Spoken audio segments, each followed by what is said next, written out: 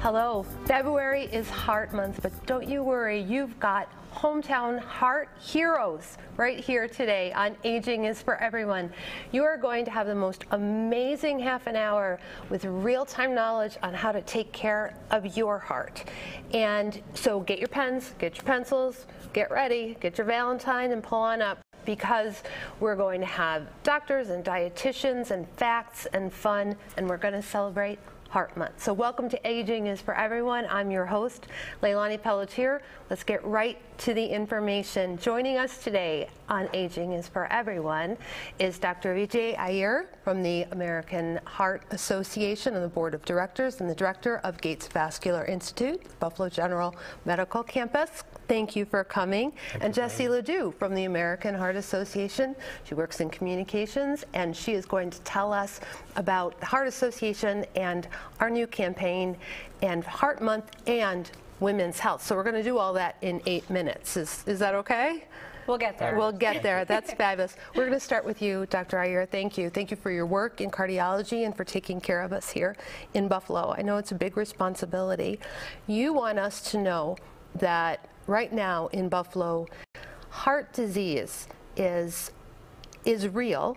It's still a real problem. And in Buffalo, we could be taking better care of ourselves. So as a member of the board of the Heart Association and as a practicing cardiologist, what do you want us to know about heart disease in Buffalo and Western New York? Well, thank you first for having us here. Western New York, very much like the rest of the country, heart disease continues to be the leading cause of death, not just in men, but also in women. Additionally, when you look at stroke across the nation, stroke is the fifth largest killer of people, but in Western New York, we rank number 3rd. This community carries a heavy burden of cardiovascular disease. The disease process that affects the heart is the same disease process that causes stroke. It's the same process. So when we talk about cardiovascular health, we're also talking about stroke prevention. These are the same things. It's extremely important as a community we recognize the burden and take steps to prevent the burden of disease. And what are those real steps? So we all read, you know your numbers, you look at your cholesterol. Jessie's going to talk us through that in a second.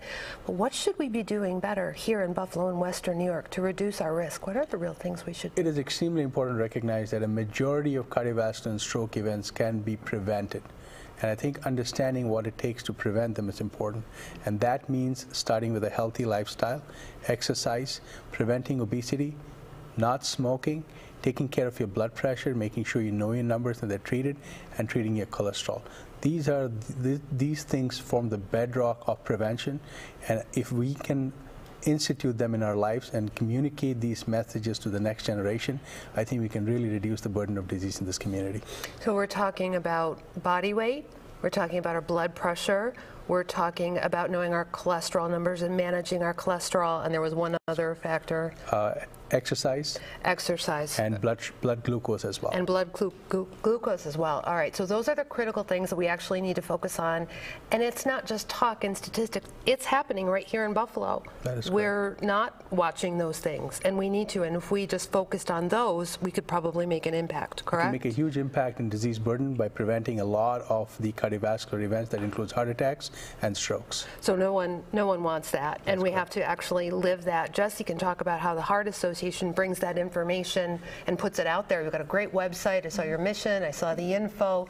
Tell us a little bit more about the Heart Association, what you're working on now, and how you can help Western New York. Sure. So to build off what Dr. Iyer has said, it's so important to know that 80% of cardiovascular episodes and cardiovascular disease is preventable. So just by using those preventative measures that Dr. Iyer mentioned, diet, exercise, monitoring your blood glucose levels, smoking cessation, they can be huge measures as far as reducing your risk. And of course, if you are genetically predisposed, it's important to talk with your cardiologist as well. So what we're doing in Western New York, as the Heart Walk director, I'm with companies all day, every day, talking about what they can do for their employees here in Western New York to bring wellness to them. Is it having a gym on site? Is it providing smoking cessation programs, walking paths, all sorts of things to keep them engaged in the workplace to get that physical activity and to maintain that healthy lifestyle.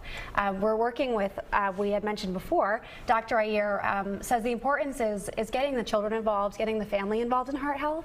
So we are actually in 121 schools throughout through a Hoops for Heart and Jump Rope for Heart program, educating students so when they go home they can say, Mom, Dad, this is what I learned in school and this is why it's important. So educating from parents to children all around those risk factors and those preventative measures. Okay, that's fabulous, and that's usable because if we're sedentary and if we're at our desk all day, we need our employers and our places of business and the places that we volunteer and work, we need to keep mobile and start to incorporate that because we've got room in Western New York. In a couple minutes left, just a couple minutes left, we're going to have Dr. Victor Vacanti on later on today to talk about some more of the details. But when we're talking about actually managing women's heart health, I know that's a big focus for the Heart Association right now. What do women need to know in particular about their own heart health? Are we maybe not so good at taking care of ourselves? I think the most important thing women need to recognize is that they're as much at risk for cardiovascular disease as men. There was a huge myth surrounding this idea that women are somehow protected. They need to understand that they're as much at risk. That's one. Second, in general, women tend to be caregivers and they often forget to take care of themselves. It's extremely important that women step out and take care of themselves because if you can't take care of yourself, it's very hard to take care of others. It's extremely important to recognize that. And I think we need to send this message home to women that cardiovascular health is extremely important because it continues to be the leading cause of death in women. So if you are a woman, you're more likely to be a caregiver, and that's very true. Do we wait too long and just assume that our heart is okay because we don't see any problems and we assume something will let us know? Is there a problem? That is true, and the second part is especially in heart attacks, the symptoms in women tend to be a little bit more subtle. They tend to be a little bit different from men. They often don't experience the crushing chest pain and things like that. They often have more subtle symptoms like nausea, vomiting, a little tightness in the chest. As a consequence, they often tend to ignore them because traditionally we've always been taught or been told that chest pain is the cardinal sign of a heart attack. So it's extremely important for women to be educated about all the different manifestations of cardiovascular disease and how they can take care to both prevent it and also to treat themselves when that happens. Okay, so in our last minute, that's very important. Women, these subtle signs, you tend to minimize nausea or other types of pain, put it down to stress or not eating or not sleeping, right? We could do that. How would a woman go and gauge those symptoms? I'm like sitting here thinking like, oh, I got nauseous last week, and when do I start to try to put those pieces together? How would I do that? Is it frequency? Is it noticing something unusual? The first thing is understanding your risk, and I think understanding your risk allows you to interpret your symptoms in the appropriate context. If you are at risk, meaning you have a family history or you have high blood pressure, high glucose, all of those things put you at risk. And then in that context, if you have symptoms like those we talked about, it is important to go into your doctor and get it checked out. Okay, so we're going to wrap it up, and we're going to wrap it up with this message, and it's know your risk factors. If you're at high risk and you start to see some of those more subtle symptoms, don't minimize them. Call your doctor right now. Call the Heart Association. Figure out how to make that happen.